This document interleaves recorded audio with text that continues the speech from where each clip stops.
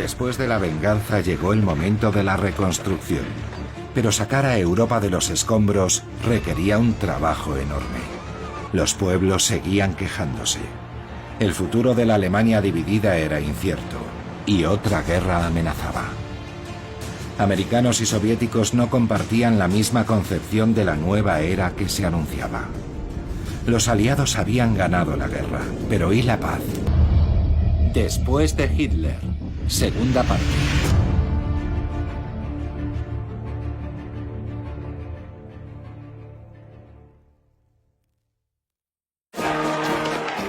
Tras la alegría del 8 de mayo de 1945, la violencia se adueñó de Europa. Las depuraciones provocaron miles de víctimas. Los aliados todavía tenían que superar grandes retos. Más de 40 millones de personas soñaban con volver a sus hogares. Alemania, dividida en 4 zonas, estaba ocupada. El pueblo seguía teniendo hambre. ¿Cómo reconstruir un continente devastado?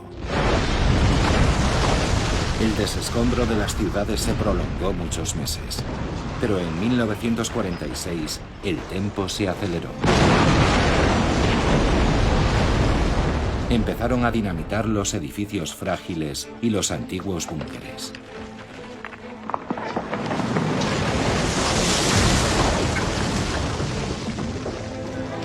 Hasta los animales del zoo fueron movilizados para las tareas de demolición.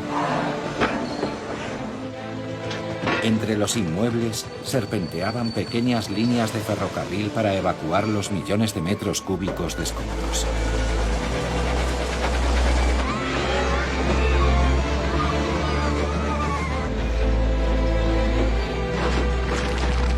Y en medio de ese decorado surrealista, la infancia recuperaba el tiempo perdido.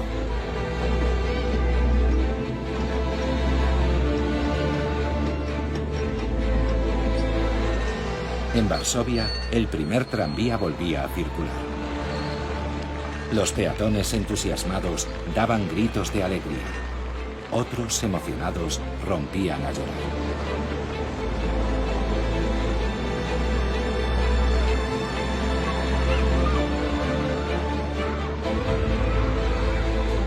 Un periodista polaco declaró al visitar su país: a cada paso que das, te das cuenta de que la tarea está en marcha.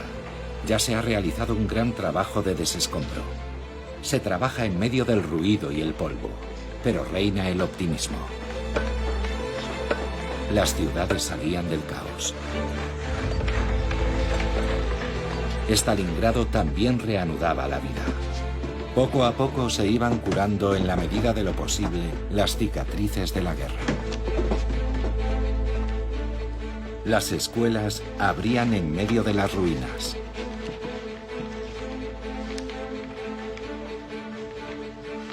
En Berlín, las que volvieron a la escuela fueron las mujeres. Aprendían albañilería para hacer frente a la escasez de mano de obra.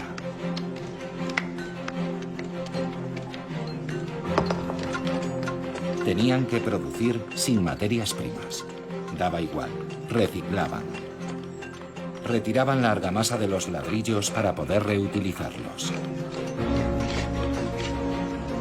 Los cascos de la Wehrmacht se transformaban en escurridores.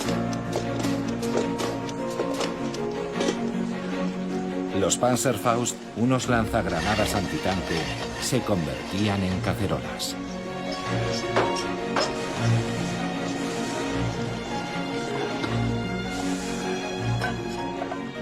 Los viejos neumáticos siguieron pisando el asfalto reciclados en suelas de zapatos.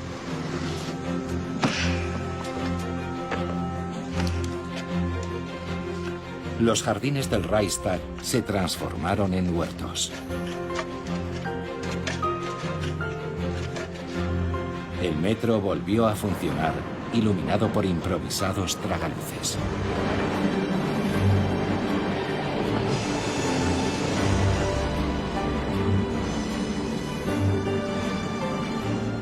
Los meses iban pasando y la gente se iba acostumbrando al mundo de la posguerra. Berlín aprendía a convivir con las ruinas.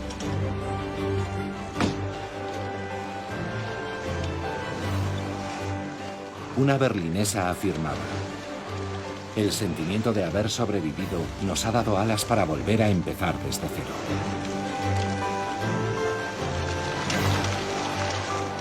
Aunque faltaban 20 años hasta reconstruirlo todo, las noticias eran muy entusiastas. Es primavera en Berlín. Detrás de las fachadas derribadas la gente quiere vivir. Se adaptan imperturbables. Incluso riegan las plantas.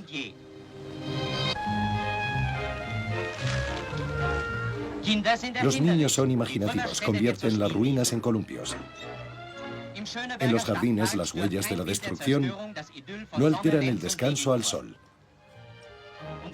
Y los enamorados vuelven a pasear por los parques. Pero este optimismo enmascaraba muchos problemas. Cientos de miles de huérfanos seguían deambulando por las calles. Más de 200.000 niños vagabundeaban en Berlín, Roma, Nápoles y Milán. En Polonia eran cerca de 1 millón. En la zona soviética de Alemania, las noticias difundieron un programa para ayudarles a encontrar a sus familias. Karl-Heinz de Berlín. Ostrol de Rastenburg, en Prusia Oriental. Este niño no tiene nombre. Fue encontrado el 24 de enero de 1945 en la estación de Pankow-Schönhausen. Esta niñita de 18 meses fue encontrada hace más de 1 año en un campo cerca de Wandlitzy. Christian Korber, de Danzig. Mi madre se suicidó con veneno y mi padre estaba en un barco de guerra. Buscamos a nuestros padres. Ayúdennos a encontrarlos. Estos anuncios se siguieron emitiendo hasta los años 50.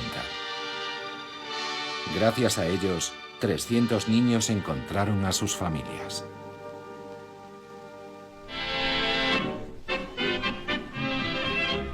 Nous avons passé par de durs moments, nous avons encore des embêtements, et dans le pays, bien des gens vous diront, ça ne tourne pas rond. El continente salía lentamente de las tinieblas.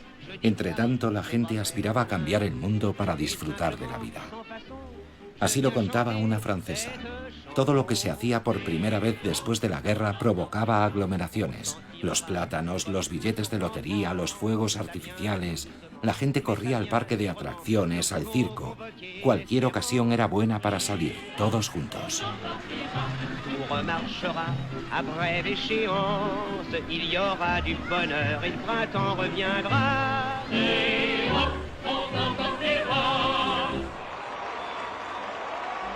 Corrían tiempos de cambios.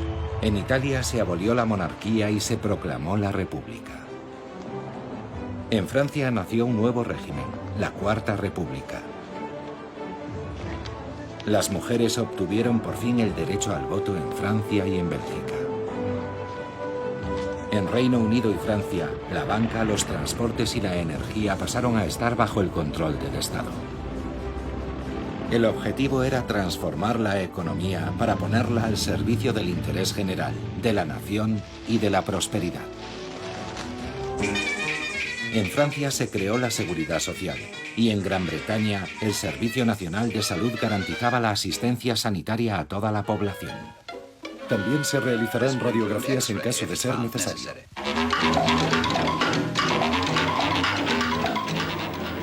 La magnitud de la destrucción llevó a los arquitectos a replantearse las ciudades.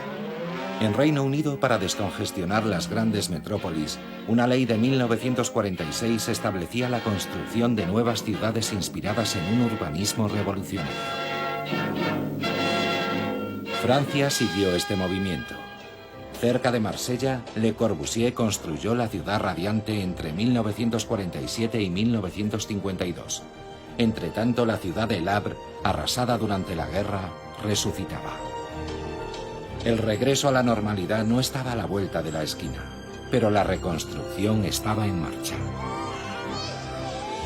Los nacimientos se multiplicaron, señal inequívoca de la recuperación del optimismo. El baby boom confirmaba que el futuro ya no era una preocupación, sino una promesa.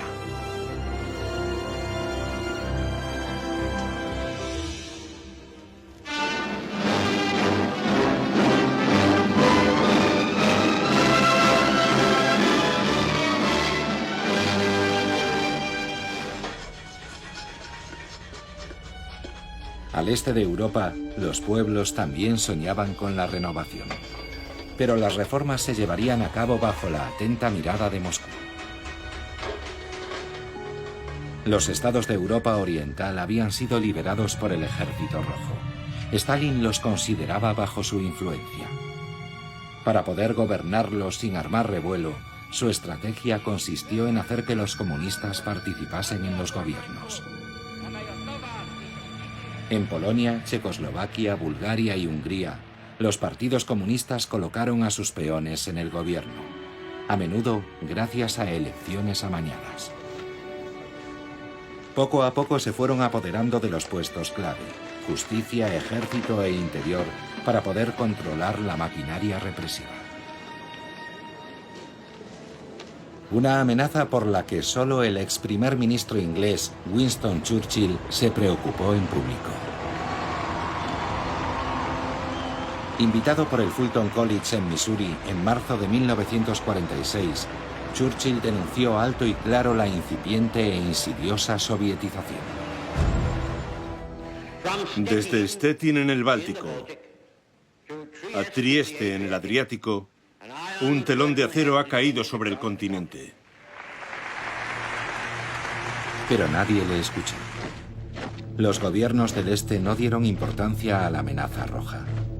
Obsesionados por la barbarie nazi, los alemanes seguían siendo para ellos el único enemigo a combatir. En Hungría, Yugoslavia, Checoslovaquia, Rumanía y Polonia, la posguerra se convirtió en el escenario de un gigantesco ajuste de cuentas. El objetivo eran los pueblos de origen alemán. Colonos recién llegados o instalados en estos países desde hacía décadas empezaron a ser considerados como personas non gratas. Una venganza implacable iba a abatirse sobre ellos. En Checoslovaquia, en la Praga liberada, una ordenanza obligaba a la población germanófona a llevar un distintivo, la cruz gamada o el brazalete blanco. Les prohibía el acceso a los teatros, restaurantes y parques públicos y les sometía al toque de queda. Las autoridades checas no tardaron en dar un paso más. Despojada de la nacionalidad, la población de origen germano fue masivamente expulsada. Los refugiados eran tan numerosos que familias enteras se concentraban en los campos de tránsito. No tenían elección y esperaban allí el día de su traslado.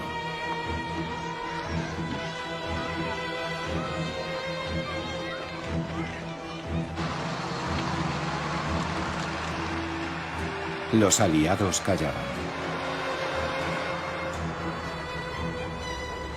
Clement Attlee, primer ministro británico, declaró: a fin de cuentas, todo lo que haga comprender a los alemanes el carácter total e irrevocable de su derrota valdrá la pena. Pero el éxodo no siempre fue tan pacífico como sugieren estas imágenes. Las autoridades checas acusaron a los alemanes de las peores fechorías, en la mayoría de los casos sin pruebas. En Usti, en los Sudetes, explotó un almacén de explosivos. Los alemanes fueron inmediatamente señalados como los autores. Rápidamente se organizó una auténtica cacería. Los alemanes fueron arrojados al Elba. Más de 100 personas perdieron la vida. En muchas ocasiones linchaban a los alemanes. Cerca de Praga, un cineasta aficionado grabó con su cámara de 8 milímetros estas imágenes. Un grupo de civiles alemanes era conducido por la fuerza a la orilla de una carretera.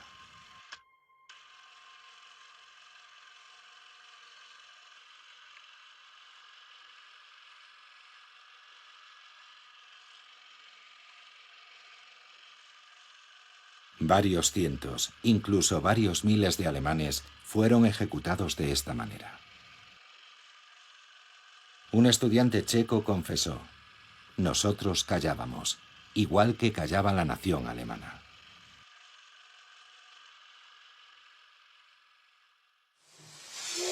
«18 meses después finalizaba la limpieza étnica.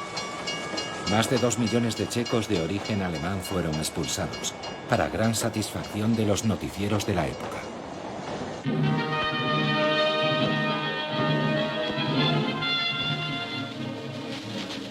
Por primera vez desde hace 1000 años, nuestro país se ha deshecho de los alemanes. Y es la última vez, porque los alemanes no regresarán nunca a nuestro país.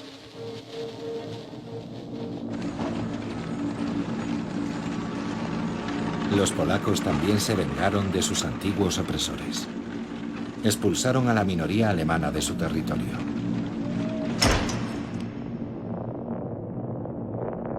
Los alemanes eran tan numerosos que los hacinaron en los antiguos campos polacos destinados al exterminio de judíos, como el de Majdanek. Miles de alemanes murieron allí.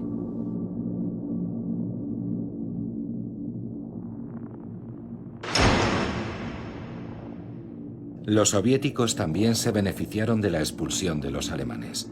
Los codiciosos vencedores se anexionaron parte de Polonia. Como compensación, Polonia se adueñó de parte de Alemania y trasladó su frontera unos 200 kilómetros hacia el oeste. El mapa de Europa sufrió algunos cambios. Como consecuencia, millones de alemanes fueron expulsados. Entre 1945 y 1947, la población germanófona fue expulsada de todos los países del este de Europa, provocando uno de los mayores flujos de refugiados de la historia europea. Más de 12 millones de refugiados se dirigieron a Alemania. Por una cruel ironía del destino, los alemanes expulsados iban en la misma dirección que las víctimas judías del nazismo, que seguían huyendo de los pogromos.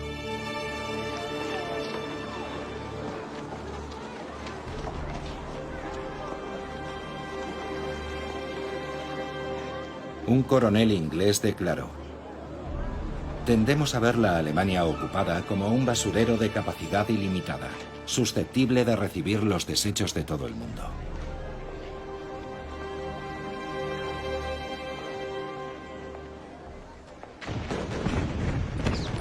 Pero la violencia contra las minorías alemanas no fue la única que se adueñó de Europa durante la posguerra. Las limpiezas étnicas y los ajustes de cuentas se multiplicaron a lo largo y ancho del continente, como si la guerra hubiera eliminado todas las barreras morales. En Polonia, las milicias nacionalistas diezmaron a las minorías ucranianas. Como represalia, fanáticos ucranianos masacraron a sus minorías polacas o las expulsaron. En Yugoslavia, el mariscal Tito asesinó a los croatas ustachas que habían colaborado con Hitler e impuesto su horror. Su régimen suprimió a más de 70.000 personas.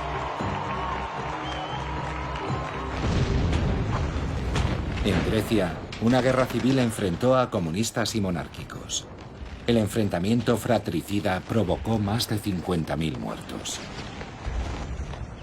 La Europa de la posguerra no caminó con paso firme hacia la reconstrucción y la prosperidad. El este de Europa siguió siendo durante mucho tiempo una tierra ensangrentada.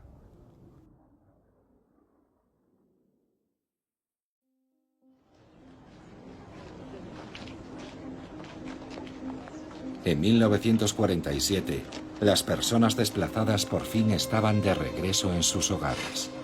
Los prisioneros de guerra alemanes fueron explotados por los vencedores durante mucho tiempo. En el oeste, las poblaciones locales acabaron por aceptarlos. En el este, en cambio, estuvieron sometidos a unas condiciones abominables. Los rusos no olvidaban fácilmente e hicieron pagar duramente a sus prisioneros la barbarie nazi. Los rigores del clima y las penurias alimentarias acababan con quienes todavía no habían sucumbido a la crueldad de los carceleros.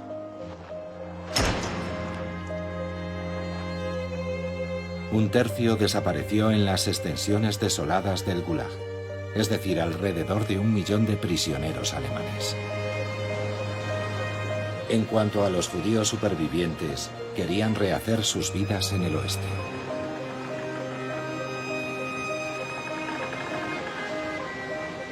Muchos se reagruparon para hacer el viaje a Palestina, entonces bajo control británico. Zarparon en barcos clandestinos. En 1947, un viejo y gastado barco, el Exodus, transportaba a más de 4.500 refugiados. La Royal Navy lo inspeccionó y denegó a los judíos el derecho a instalarse en la tierra prometida. Los pasajeros fueron transferidos a 3 navíos de la Armada. Y lo peor de todo es que los llevaron a Alemania, a su zona de ocupación, en donde los internaron en campos. La indignación era mundial. Después del escándalo, la Asamblea General de Naciones Unidas votó la división del territorio para crear 2 estados, uno judío y otro árabe.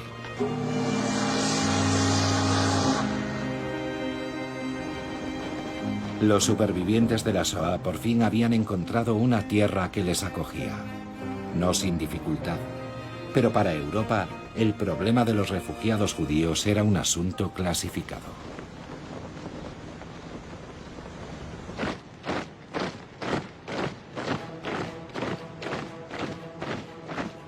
Estados Unidos, igual que sus aliados británicos y franceses, temían sobre todo el peligro alemán. Pero la estalinización insidiosa del este de Europa y el creciente potencial militar de la Unión Soviética cambiaron la situación. En marzo de 1947, un año después del discurso de Churchill en Fulton, Harry Truman pronunció ante el Congreso un discurso que cambiaría el devenir de la posguerra. Enunció el principio de contención. Era necesario contener la expansión militar de los soviéticos, ayudando a los pueblos que se resistían a su influencia. Creo que la política de Estados Unidos debe ser la de ayudar a los pueblos libres que resisten a las maniobras de minorías armadas o a presiones exteriores. La existencia del Estado griego se ve amenazada por la actividad terrorista de varios miles de hombres armados, dirigidos por los comunistas. Debemos actuar de inmediato y con determinación. Para evitar que la guerra civil griega hiciese caer al país en manos comunistas, Washington brindó ayuda militar a Atenas, así como un apoyo de varios millones de dólares. Pero Truman había sacado otra conclusión. El mayor peligro no residía en la amenaza militar soviética, ya que los rusos todavía no tenían la bomba atómica. La verdadera amenaza era la miseria. Era el caldo de cultivo ideal para que el comunismo prosperase. Porque en 1947 los pueblos estaban al límite de sus fuerzas. Las economías a duras penas se recuperaban. En Italia y Francia, millones de personas seguían viviendo en pésimas condiciones y el pan seguía estando racionado.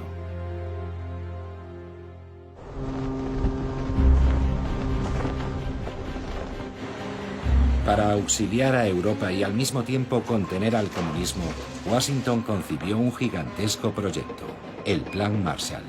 El objetivo era ayudar a Europa a salir de la depresión mediante créditos masivos y al mismo tiempo conseguir nuevos mercados para la economía americana.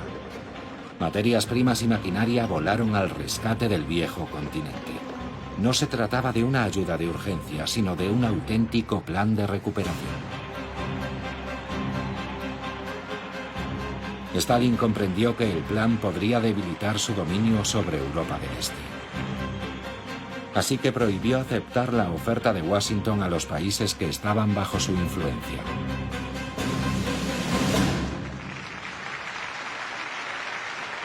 Para obstaculizar el Plan Marshall y detener la influencia americana en Europa, el amo del Kremlin mostró sus cartas. Ordenó a los partidos comunistas occidentales pasar a la acción.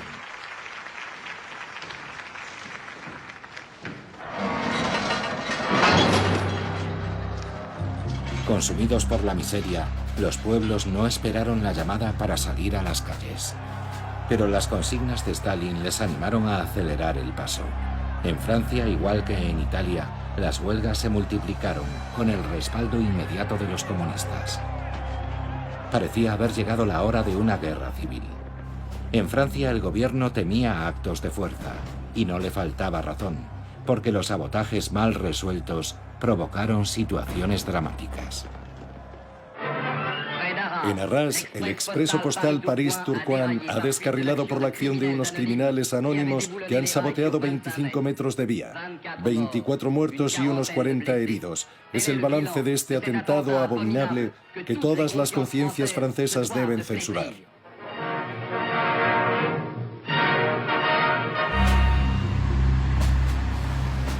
Para contener los disturbios, el ministro del Interior, el socialista Jules Moch, se enfrentó a ellos con mano dura. 80.000 reservistas fueron llamados a filas. La tropa tenía permiso para disparar. Al cabo de una semana se restableció el orden, aunque hubo varios muertos. Los comunistas no habían conseguido obstaculizar el Plan Marshall. Los millones de dólares del tío Sam relanzaron las economías del viejo continente. Las infraestructuras empezaban a funcionar. La agricultura recuperó el rendimiento de antes de la guerra y lo superó. Los americanos apostaron por ayudar a la maltrecha economía alemana. Una Alemania fuerte sería más barata de mantener y serviría de muralla contra el comunismo. La prosperidad había regresado. El Plan Marshall era el maná que salvaba al viejo continente del desastre, pero también lo abría a las empresas americanas.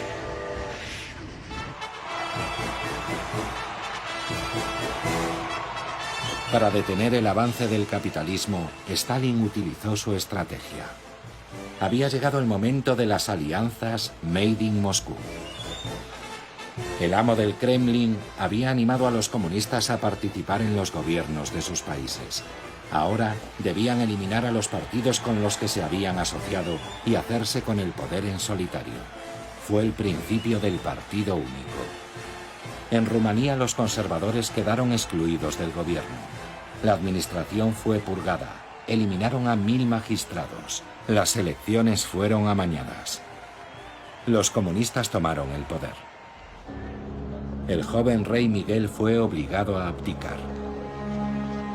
En Hungría, el primer ministro Ferenc Nagy resistía. En 1947 secuestraron a su hijo. Se retiró, pagó un rescate y se exilió en Estados Unidos. 3 meses más tarde, en Bulgaria, el líder comunista Georgi Dimitrov, un estalinista convencido, tomó el poder. Su oponente, Nikola Petkov, fue detenido y condenado. Lo ahorcaron en septiembre de 1947. En ese mismo momento, en Polonia, Stanislaw Mikołajczyk, dirigente del Partido Popular, denunciaba la actitud del Partido Comunista. En octubre de 1947, temiendo por su vida, se refugió en Inglaterra con su esposa. Me he negado a ser solo un cordero al que iban a matar, sobre todo porque mi partido ya no podía trabajar más. En unos meses, Stalin había conseguido su objetivo. Prácticamente todos los gobiernos de Europa del Este desfilaban bajo su bandera. La profecía de Churchill se había cumplido. El telón de acero caía sobre Europa.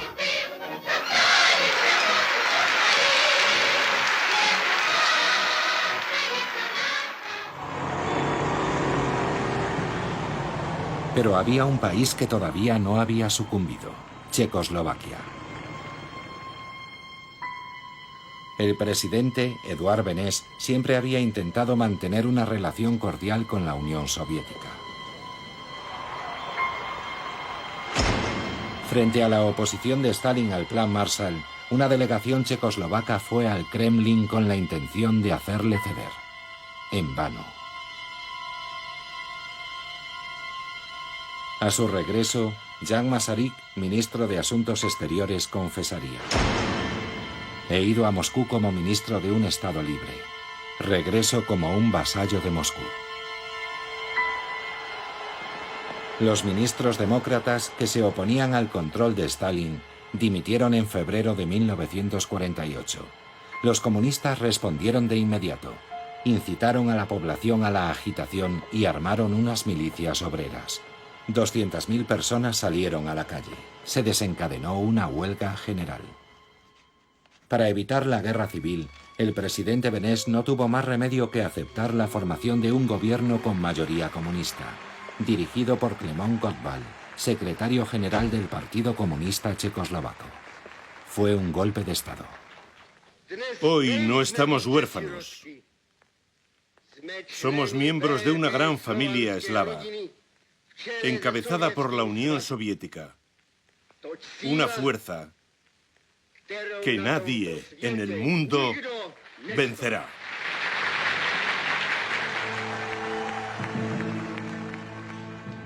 La represión se abatió sobre los opositores.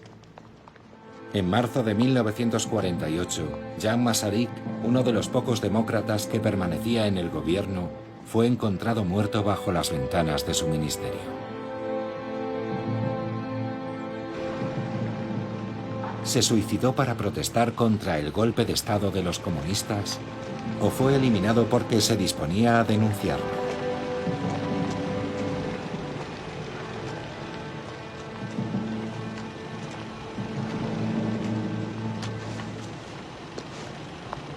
El país estaba conmocionado. La democracia había sido asesinada.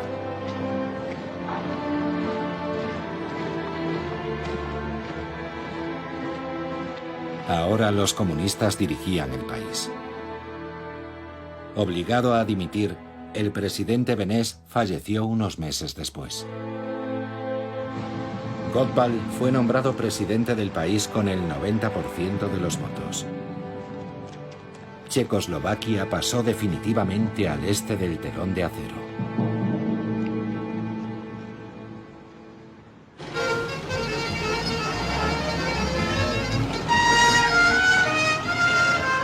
Las violentas tomas de poder suscitaban preocupación en todo el mundo.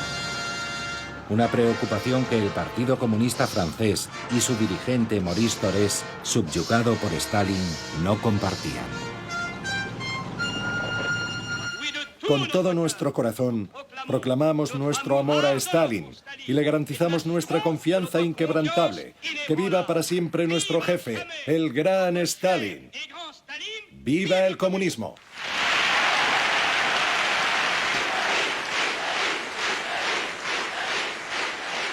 Pero el golpe de Praga tuvo consecuencias. Era evidente que, dado el apetito soviético, no era posible compartir la gestión de Alemania con la Unión Soviética. Tras la división de Alemania en zonas de ocupación, los occidentales planeaban el nacimiento de un Estado occidental alemán independiente, situado bajo la protección de Washington. En junio de 1948, la antigua moneda, el Reichsmark, quedó fuera de circulación y se instauró el marco alemán. Los soviéticos no reconocieron la nueva divisa y la respuesta de Stalin fue fulminante.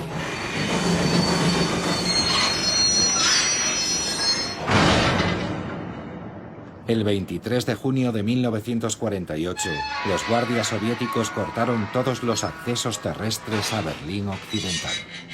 Los trenes y los coches no podían acceder a Berlín. Stalin quería apoderarse de la ciudad. Su objetivo era forzar la retirada de los occidentales. Sin electricidad, las fábricas tuvieron que parar. La ciudad permanecía incomunicada debido al bloqueo. Hubo que abastecer de alimentos a más de 2 millones de berlineses. No tenían nada que comer. Solo había una forma de abastecer a Berlín Occidental e impedir que cayese bajo control soviético. Los Estados Unidos y los aliados organizaron un gigantesco puente aéreo.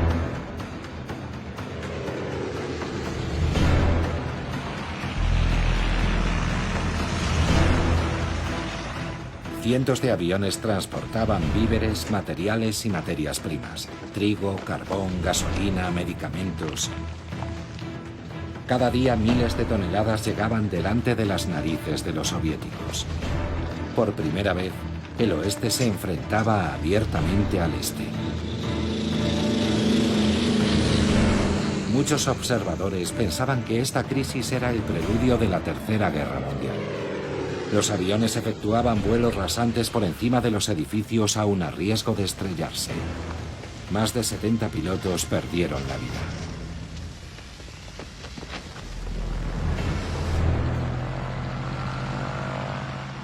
Los occidentales ya habían abandonado Praga. No iban a marcharse también de Berlín.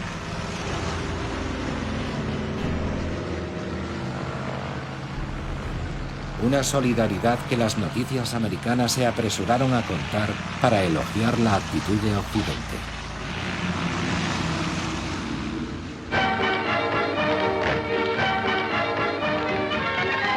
La flor innata de Hollywood se desplazó a Berlín.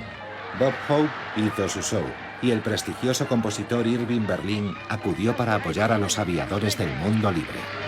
Operation Victuals, we'll soon be on our way, with coal and wheat and hay, and everything's okay. Operation Victuals, as in the sky we go, we won't forget to blow a kiss to Uncle Joe. No one here belittle. Ironías del destino. 3 años antes, los bombarderos aliados machacaban Berlín, y ahora lo estaban abasteciendo.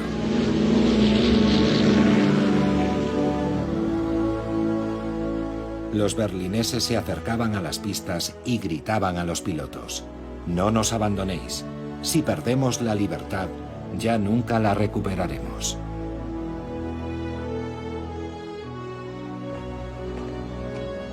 Las tripulaciones lanzaban pequeños paracaídas llenos de tabletas de chocolate. Les apodaban los Candy Bombers, bombarderos de caramelo, y llenaban de felicidad a los niños berlineses.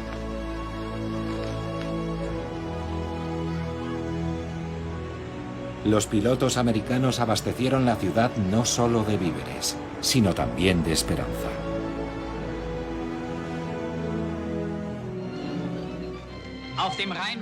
Ahora que nuevos escuadrones han reforzado el puente aéreo, estos jóvenes y valientes pilotos discuten las operaciones del día. ¿Queréis despegar con este tiempo? Claro, los berlineses nos esperan.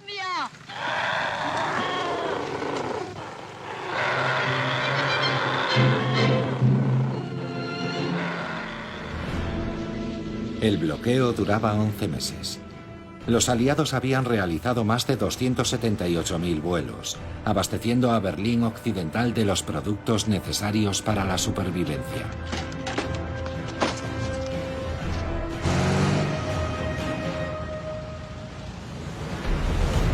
Aunque el desafío se había lanzado en el aire, en tierra la batalla iba a comenzar.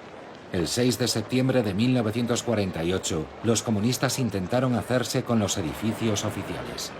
Como protesta, 3 días más tarde, más de 300.000 personas se congregaron frente al Reichstag. Ernst Reuter, alcalde de la ciudad, pronunció unas palabras que todos los berlineses conservan en sus corazones. Después de haber sufrido 12 años de hitlerismo, temían la pesadilla del estalinismo. Pueblos del mundo, pueblos de América, Inglaterra, Francia, Italia. Mirad esta ciudad y comprended que no podéis abandonarla, ni a ella, ni a su pueblo. Pueblos del mundo, cumplid con vuestro deber.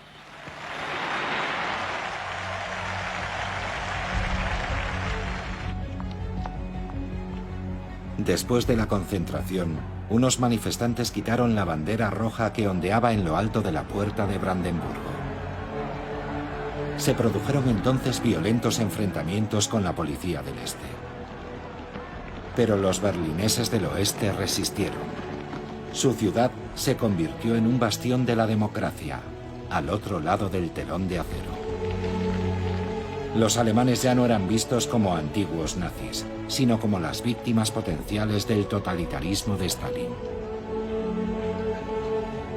Atrás quedaba la prohibición de 1945 de fraternizar. Los alemanes se habían convertido en sus aliados.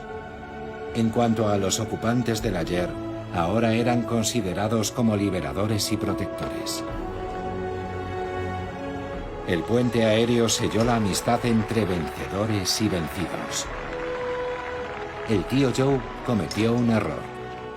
Lejos de echar a los americanos, arrojó la zona oriental a los brazos del tío Sam.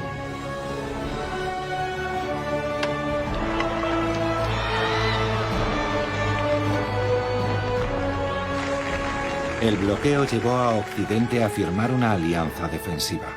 Y no estaba dirigida contra Alemania como durante la guerra, sino contra la Unión Soviética.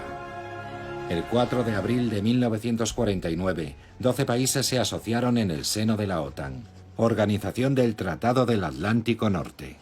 Una parte de Europa Occidental se colocaba bajo la protección nuclear americana.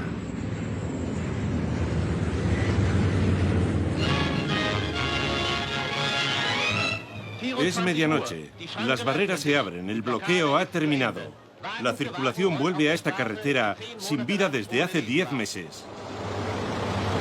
El 12 de mayo de 1949, Stalin levantó el bloqueo. Las mercancías y la población de nuevo podían entrar y salir de la ciudad.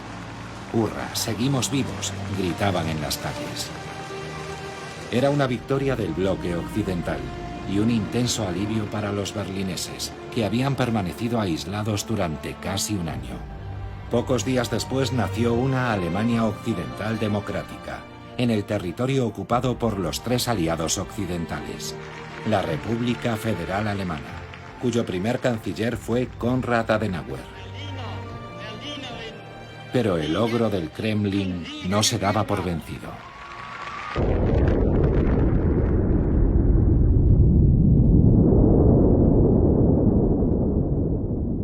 En septiembre de 1949, ante el estupor de Occidente, se llevó a cabo la primera prueba nuclear soviética. La Unión Soviética poseía el arma nuclear. Un mes más tarde, en octubre, en el lado soviético nació la RDA, la República Democrática Alemana. Una Alemania comunista con una rutina y una policía política que traían negros recuerdos. La peste negra fue reemplazada por la peste roja.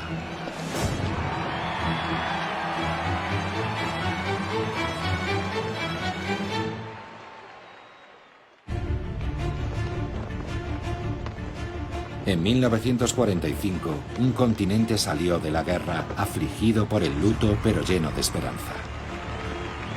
4 años más tarde comenzaba una nueva era, en la que la prosperidad y la paz convivían con el miedo al apocalipsis nuclear. 1949 fue el año en el que se consagró la división del mundo en 2 bloques enfrentados. Qué poco había durado la tregua después de la guerra.